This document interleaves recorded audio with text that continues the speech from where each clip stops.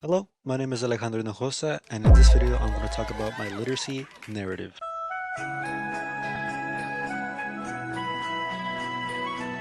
So when I was a little kid, my aunts, uncles, and cousins, we all lived in the same house together, so it was pretty crowded.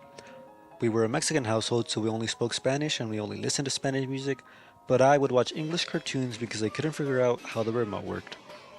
Because of this, my Spanish was better than my English at an early age, although somehow I remember I didn't have any trouble learning to speak English with my peers at elementary, but we don't ask questions. As a kid, I very vividly remember my dad always putting Jose Jose for every car ride on the radio whenever we went anywhere. I didn't pay much attention to it when I was a little kid, but he would come in and play a very big role in my life much later.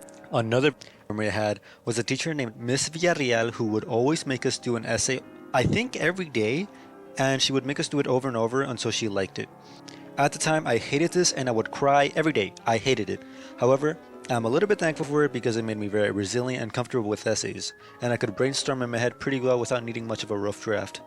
This would come in very useful for standardized tests, like the STAR test or whatever SAT or whatever other test we had that would make us write an essay in like an hour, which is insane when you think about it. Regardless, learning English in an educational setting made my skills in English surpass my skills in Spanish very quickly, and because I studied only English, I quickly struggled to find and make coherent sentences to speak with my parents.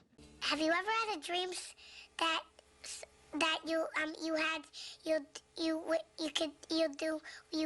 once? I would stutter a lot, and as I was graduating from elementary to middle school, my English got really bad, and I wasn't fluent in Spanish in middle school anymore.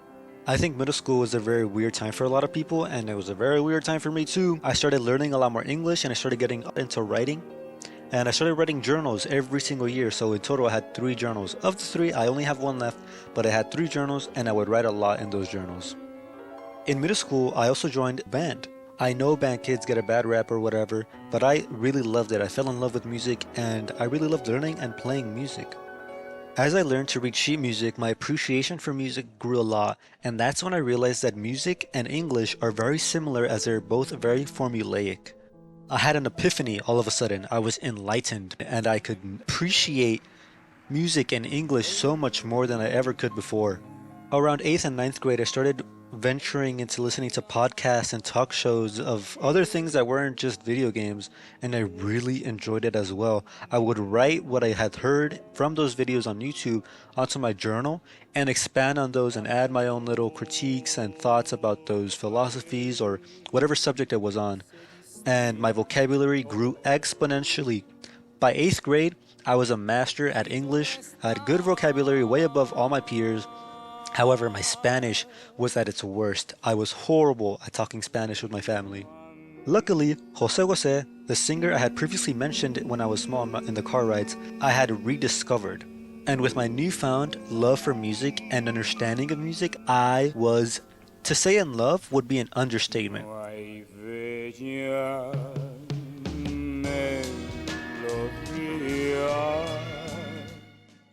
I was addicted to his music. And the more I listened to Mexican music, the more I would learn about my culture and my language. I started watching old Mexican movies.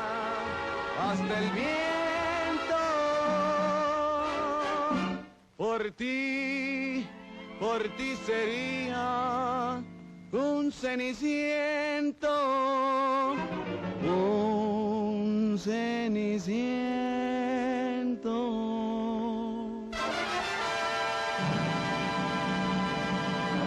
And by 10th grade, my Spanish was finally back at a decent level where I could communicate at work. By the way, I work at a little family-owned business. It's a tortilleria. If you know, you know. If you don't ask. I was making great progress on my Spanish, and I was making great progress on my knowledge of music.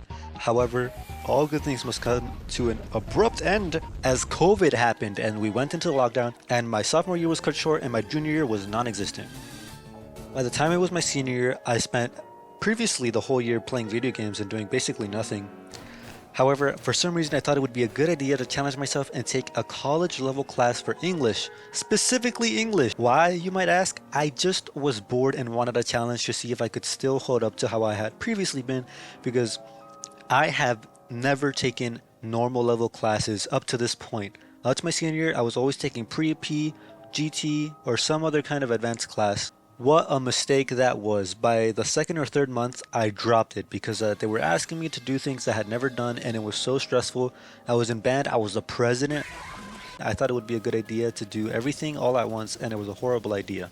However, because I dropped it 2 or 3 months into the semester, I could only take normal level English classes. The difference was astronomical, and it really helped me, to be honest, being able to cut it back and go at my own pace. My appreciation for English swiftly made my love for literature come back, and I'm very happy with how things turned out. I very easily passed my English class, I graduated, and now I'm a college freshman, and I'm making this video to get a good grade on my English class. Please give me a good English grade, Mr. Camacho. That would be so freaking awesome. I really need it because I forgot to turn in a couple of assignments. But anyways, thank you for listening. I hope you enjoyed this video. It's taken probably 12 hours.